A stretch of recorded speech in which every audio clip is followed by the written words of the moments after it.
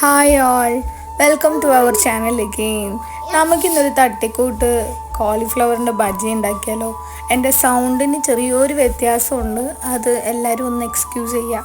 തട്ടിക്കൂട്ട് കോളിഫ്ലവർ ബജ്ജി എന്ന് പറയാൻ മെയിനായിട്ടുള്ള കാരണം ഞാൻ ഇതിൽ കുറച്ച് സാധനങ്ങൾ മിസ്സാക്കിയിട്ടുണ്ട്. പക്ഷേ മിസ്സാക്കിയെന്ന് വിചാരിച്ച് ഇതിന് ടേസ്റ്റിൻ്റെ കുറവൊന്നുമില്ല കേട്ടോ. ടേസ്റ്റൊക്കെ ഗംഭീരമായിരുന്നു.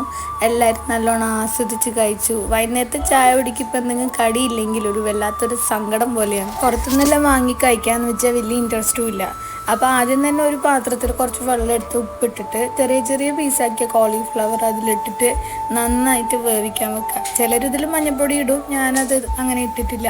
പിന്നെ നമ്മളെ മാവിനായിട്ട് വേണ്ടത് കടലമാവാണ്. ഒരു 3-4 സ്പൂൺ കടലമാവ്, ജീരകം, ചെറിയ ജീരകം, അതുപോലെ പെരുംജീരകം. പിന്നെ ഞാൻ ചിക്കൻ മസാല മാത്രമേ ആഡ് ചെയ്യുന്നുള്ളൂ. ഉപ്പ് ഞാൻ ലാസ്റ്റ് ഇടുന്നുണ്ട് കേട്ടോ.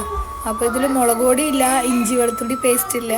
അപ്പോൾ ആ സാധനങ്ങളെല്ലാം ഇതിൽ മിസ്സായത്. പിന്നെ ഒരു പാൻ വെച്ച് എണ്ണ ചൂടാക്കി അപ്പോഴത്തേക്കും നമ്മളെ കോളിഫ്ലവർ കുറച്ച് വെന്തിട്ടുണ്ടാവും.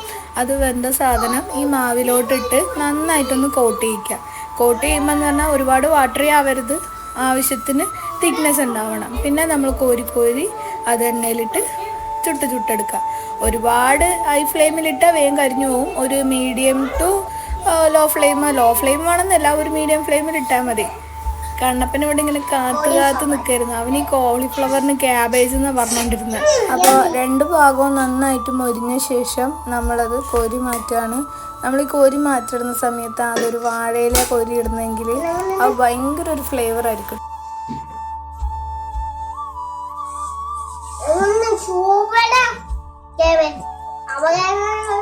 കേട്ടോ, നിങ്ങൾക്ക് എത്ര പേർക്ക് അത് അങ്ങനെ ഫീൽ ചെയ്യാൻ പറ്റുമെന്ന് അറിയില്ല. പക്ഷേ എനിക്ക് പേഴ്സണലി എല്ലാം വാഴയിലയിൽ ഇങ്ങനെ വെക്കുന്നതും വാഴയിലയിൽ മീൻ പൊരിക്കുന്നതൊക്കെ ഭയങ്കര ഇഷ്ടമുള്ളൊരു കാര്യമാണ്.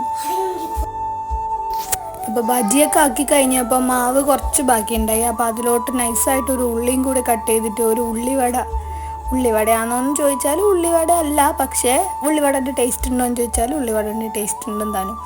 പിന്നെയെന്ന് പറഞ്ഞാൽ വൈകുന്നേരത്തെ ഇങ്ങനത്തെ കടിയെല്ലാം ഉണ്ടാക്കിയാൽ ഈ ചൂടോടെ തന്നെ കഴിക്കാൻ മാക്സിമം നോക്കുക. അതിൻ്റെ ഒരു ഫീൽ അറിയണമെങ്കിൽ ആ ചൂട് ചായൻ്റെ കൂടെ ഇതെല്ലാം നല്ല ചൂടായിട്ട് തന്നെ കഴിക്കണം. അപ്പോൾ ഇന്നത്തെ ചായക്കടിക്ക് നമുക്കുണ്ടായിരുന്നത് കോളിഫ്ലവർ ബജ്ജിയും തട്ടിക്കൂട്ട് ഉള്ളിവടയും. തട്ടിക്കൂട്ട് കോളിഫ്ലവർ ബജ്ജി കേട്ടോ. മുളക് ബജ്ജിയെല്ലാം കെച്ചപ്പും കൂട്ടി കഴിച്ച് ശീലിച്ചുകൊണ്ട് കെച്ചപ്പില്ലാണ്ട് ബജ്ജികളൊന്നും അങ്ങ് ഇറങ്ങില്ല. അതുകൊണ്ട് കെച്ചപ്പും കൂട്ടി കഴിച്ചപ്പോൾ വേറെ ലെവൽ തന്നെയായിരുന്നു. അപ്പോൾ ഇത്രയൊക്കെയുള്ളൂ ഇന്നത്തെ വിശേഷം. വീഡിയോ ഇഷ്ടമായിട്ടുണ്ടെങ്കിൽ ചാനലൊന്ന് സബ്സ്ക്രൈബ് ചെയ്യണേ, അതുപോലെ ഒരു ലൈക്കും കൂടി തരണം. അപ്പോൾ ഇത്രയൊക്കെയുള്ളൂ. വീണ്ടും കാണാം. ബൈ.